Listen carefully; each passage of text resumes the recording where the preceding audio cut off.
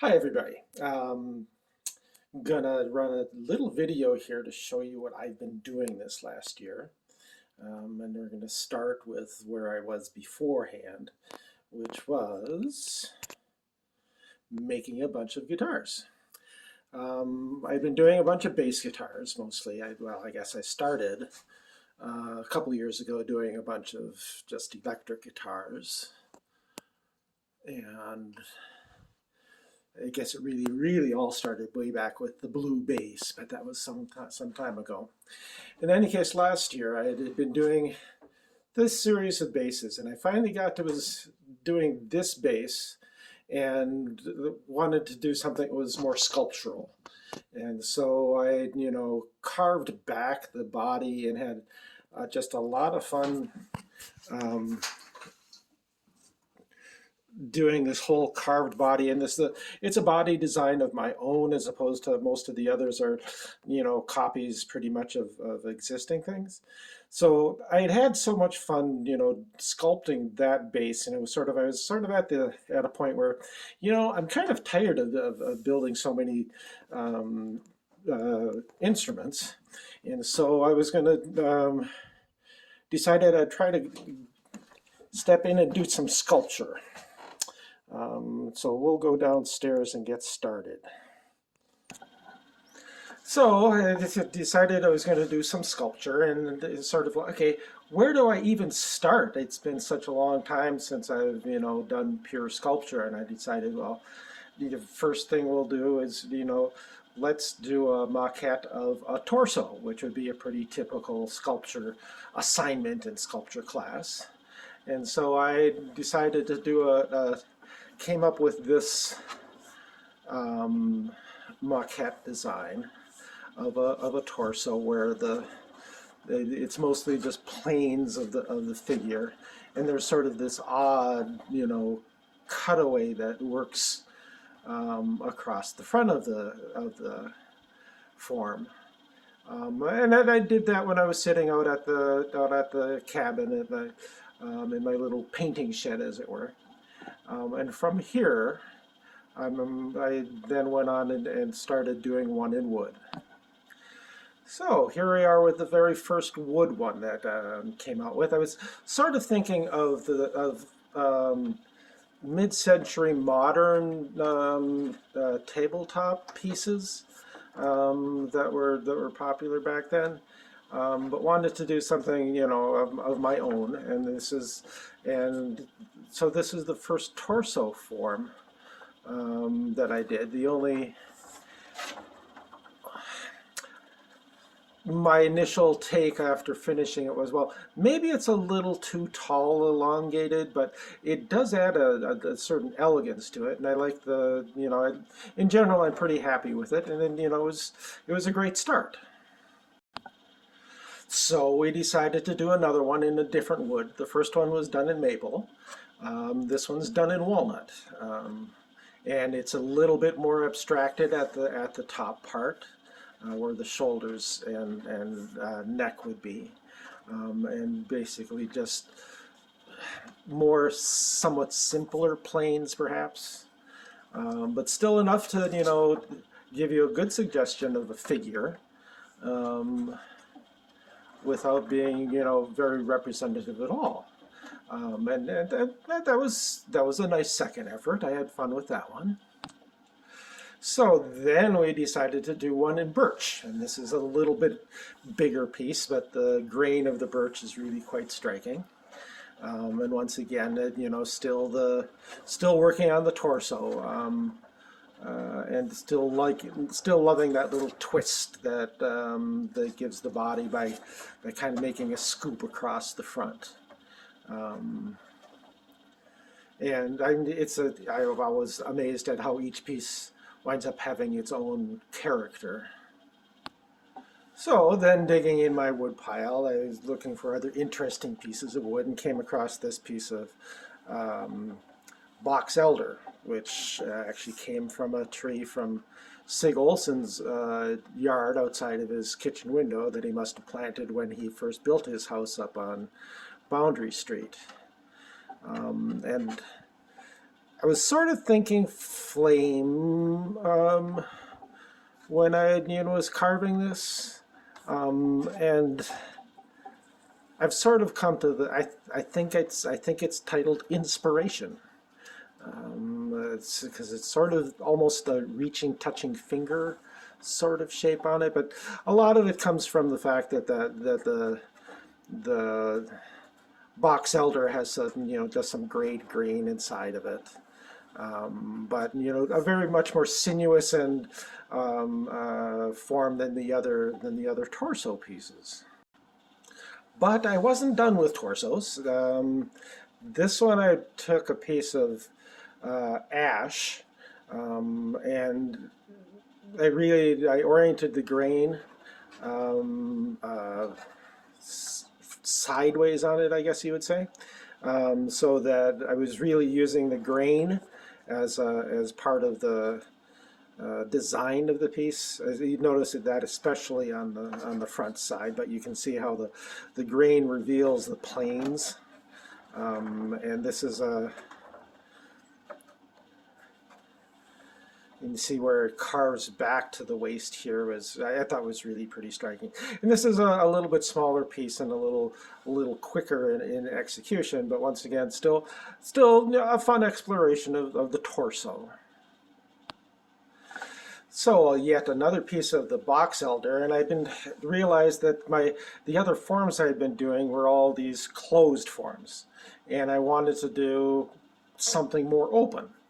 And so when I came to this one, I basically cut that little notch out of the bottom of the block of wood that I was working on, and the rest of the form just sort of it came to me. It was sort of, suddenly this thing just, I knew where I was going straight from the get-go on this one, whereas some of the other ones are more developmental as I go. But this was like I say, this was just a flash a flash of discovery on this one, and we've had a number of comments about this one, because we decided that there was another iteration, another version of this that I gave to Matt Tefta for his apartment. Which was very similar to this, except the top piece had a little lighter, almost brush stroke piece at the top. And so we've had some comments that, yeah, it kind of looks like Chinese calligraphy. But the other thing that I kind of thought it looks like is Banana Man. Banana Man portaging a canoe was what we kind of decided that it looked like. And we thought that, really this is just a prototype of the eventual sculpture, which needs to stand about 18 feet tall and be placed next to Spoon Bridge and Cherry down at the Walker Art Center. We all think that would be like the perfect complement to that piece. So finally, as I was feeling a little bit more confident about what I was doing sculpturally, I grabbed a piece of wood out of my firewood pile, a piece of birch that was starting to rot a little bit, and decided to go down the road of just a truly organic piece. I had studied with an artist, Tony Capone, at Macalester College one summer when when I had to make up some extra courses to be able to finish my art major on time. And Tony was into these totally just organic shapes, and where you might, find references, like in this piece in particular, you might find references to bone structure. It's a hip socket or something like that, but it's never direct representations of anything. It's just an organic form. And so this is where I wound up with that one, and I discovered this is where I first tried a new carving tool to me. It'd been sitting in my drawer for a number of years, and I bought it for a different purpose, and it carves wood in a way that works really well for me.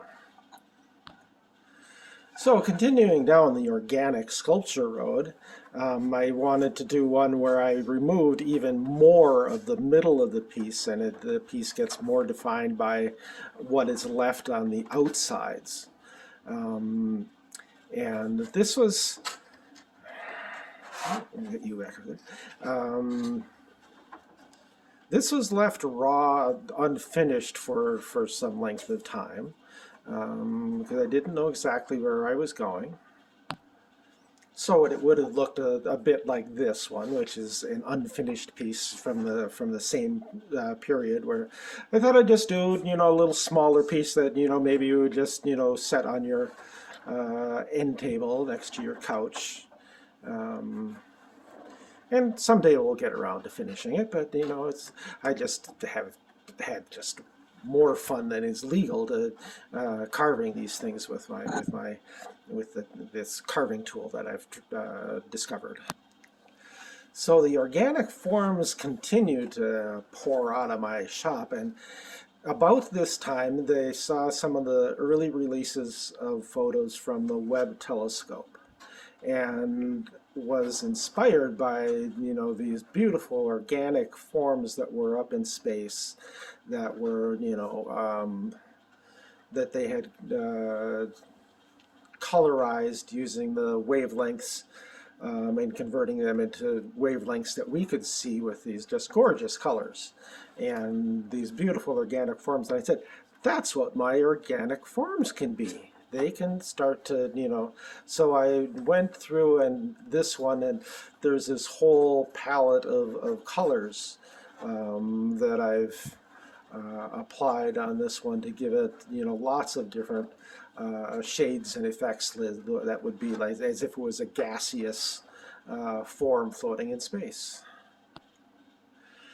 So this is another one of the organic forms that was pouring out, and this one I've pretty much decided that I'm going to call Conundrum, because you don't ever know exactly which way to set it. Because the whole point of this was almost a sculptural challenge to make the piece interesting from all points of view.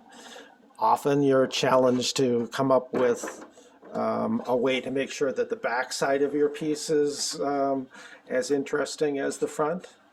But this one has multiple configurations, and it just keeps changing depending what direction you decide to put it in.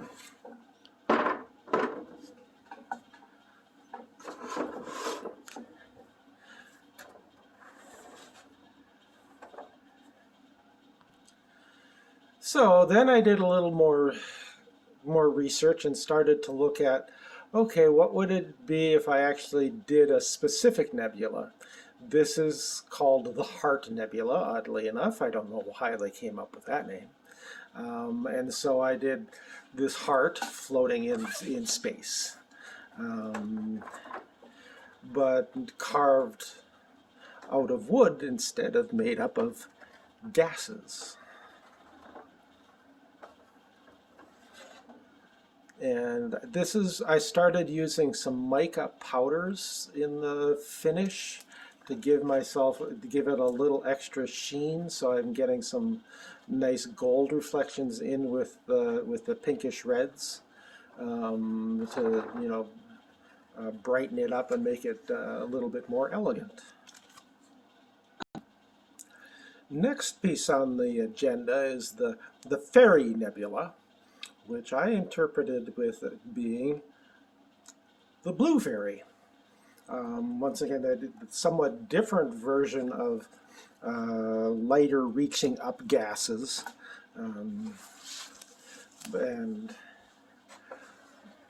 but a really complex organic form that seems to be just swirling and rising.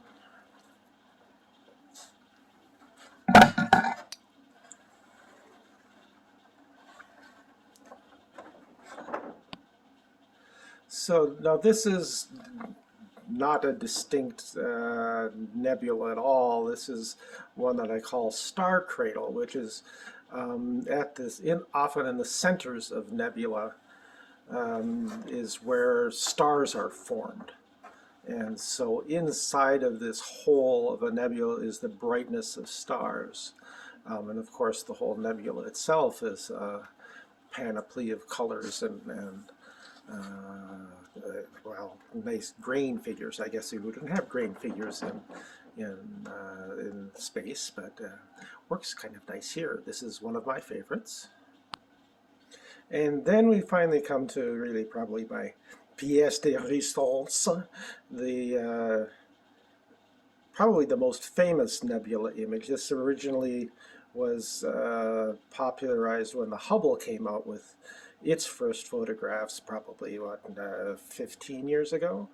This is a I'm not sure if this is a Hubble or a Webb, but this is called the Pillars of Creation.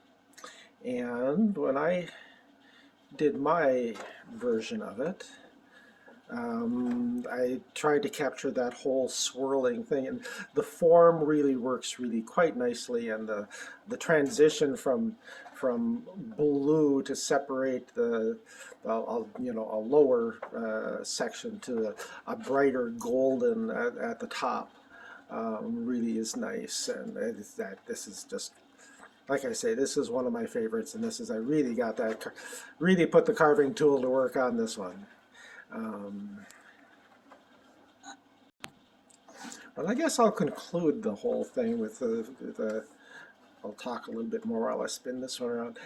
There's a couple of unfinished ones that are out in the shop yet that, eventually I'll get back to after I get through the Little Shop of Horrors production that I'm in. There's also one that I sent out to Brian and Kyle for their wedding.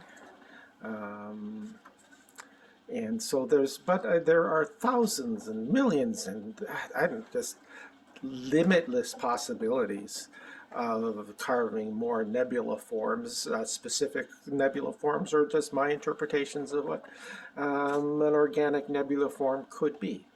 So we'll see what happens this coming year. See you on the flip side.